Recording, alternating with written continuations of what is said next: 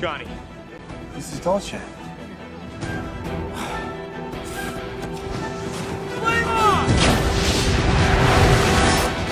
Way to ruin a perfectly good suit, Reed. I swear, that guy ruins everything in every universe. But, welcome to the Fortress of Dorkness, the nerdy nexus for all your geeky needs. I'm your host, The Film Rights. Film rights? What if, oh viewers, you worked tirelessly to bring a dream to life, only to wake to find it was an imagined nightmare? Real history is looking at Roger Corman's fantastical first foray at making a live-action Fantastic Four. The year, 1983. The place, Stan the Man Lee's house. The backstory, German producer Bernd Eichinger approaches Marvel for the rights of their first family, the Fantastic Four. He probably thought he could outdo the Hanna-Barbera cartoon.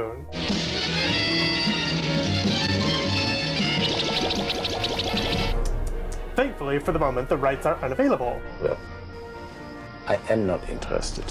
But 3 years later, he gets his meaty grips on them. How much did it cost? Byrne's production company, New Constantine, reportedly only paid $250,000 for the rights. The catch: filmmakers only had until December 31st, 1992 to start production on the project, or suffer the consequences of losing the clearly very costly rights. Both Warner Brothers and Columbia passed on the project due to budgetary reasons, something that would become ironic later on. New Constantine approached Marvel for an extension, but they were denied as quickly as our director asking a barista out. What? It happened? I was there. So, with a looming deadline, no studios willing to pick up the film, and the popularity of aforementioned cartoons still haunting him, Byrne decided only one course of action could be taken: shoot the film on a super low budget to keep the rights. History shows it would have been smarter for him to just shoot himself in the foot. In September of 1992, the master of low budget filmmaking, Roger Corman, was tapped to produce the film for a measly $1 million.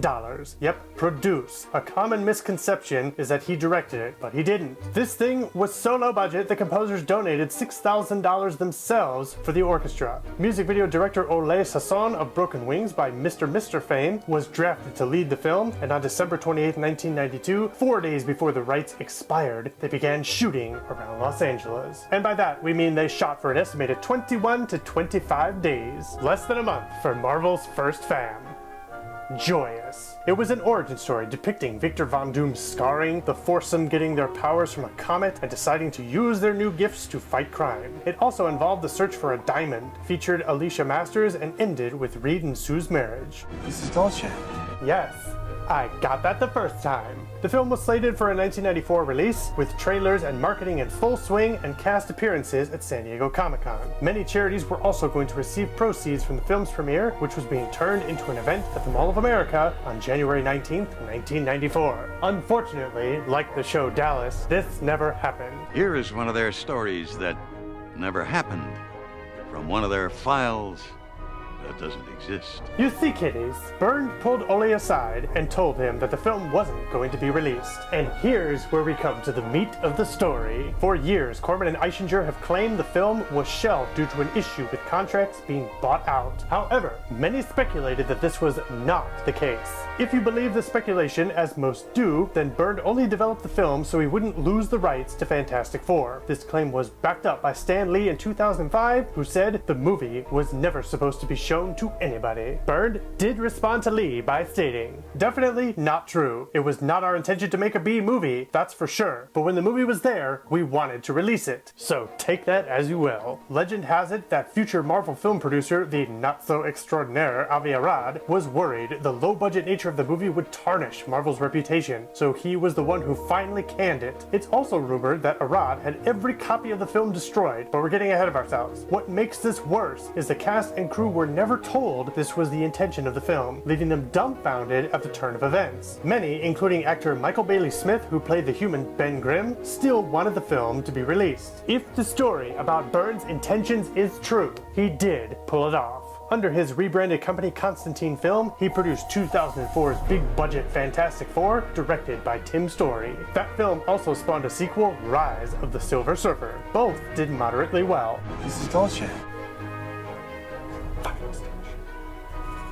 Constantine Films would attempt another, grittier reboot in 2015, Past Burns' Death, which was a production and box office disaster. And what of the Corman-produced 1994 film? Well, if Avi did have it destroyed, he wasn't successful, as copies circulated comic conventions and eventually made their way onto the internet. The response was obviously not good, but in a positive light? Though it's considered a universal flop, critics actually praised how accurate it is in tone to the comics, being the most comic-like depiction of the foursome in both look and tone. A 2015 documentary titled Doomed, the untold story of Roger Corman's The Fantastic Four, was produced with more details about the production. The situation with this film is just sad. Imagine you spent a month of your life putting your best effort and work into something that could have changed your world. But unbeknownst to you, an obstacle stood in the way of your art seeing the light of day. People's greed. Greed, for lack of a better word, is good. I don't want to be arrested for embezzlement.